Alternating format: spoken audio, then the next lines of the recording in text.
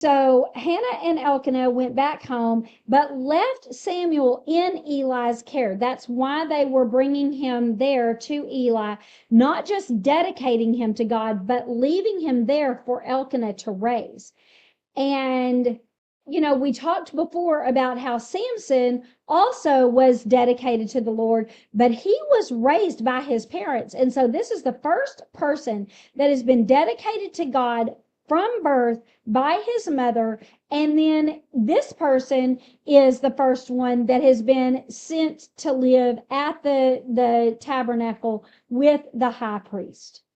And, when the Israelites were enslaved in Egypt, God continuously kept asking Pharaoh to let his people go. And he said, if you don't, there will be consequences. And the last consequence was that God would kill all of the Egyptians' firstborn, animals and children.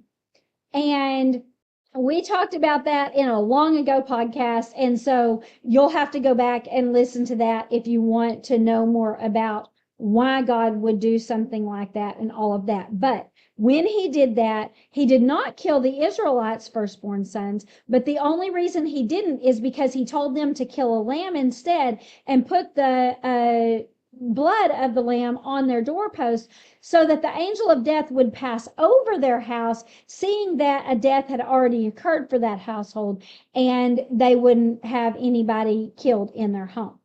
And after this, God said, because I spared your firstborn son when I killed the firstborn of the Egyptians, I want all of your firstborn sons to be dedicated to me. All of your firstborn, actually, animals and children. And what that meant for the animals is that they would sacrifice them, but for the children, they obviously didn't kill their own children. And so God said, you can redeem your children. Instead of having to give your firstborn children to me to live at the tabernacle and work for me forever, I'm going to take the tribe of Levi as the tribe that always works for me.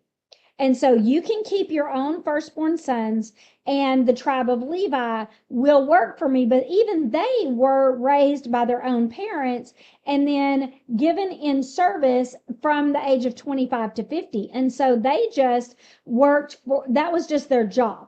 They just worked for God. And so in today's way, that would mean like, instead of each one of us giving our child to the church and saying, hey, you raise this kid and let them do whatever your job is for the church, he would take all of the people that already work for the church, all the missionaries, all the preachers, all the teachers, all of the song leaders and all of that. And he would say, you all work for the church, and then you raise your kids up in this, and then when they become of age, then they will also work for that.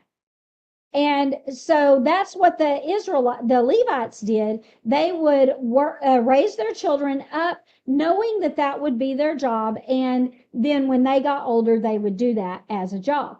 But Hannah is taking this a whole step further and say, no, I'm going to actually give my child to the ministry from birth, and he is going to live with the high priest and learn how to do his ministry from him from the time that he is born.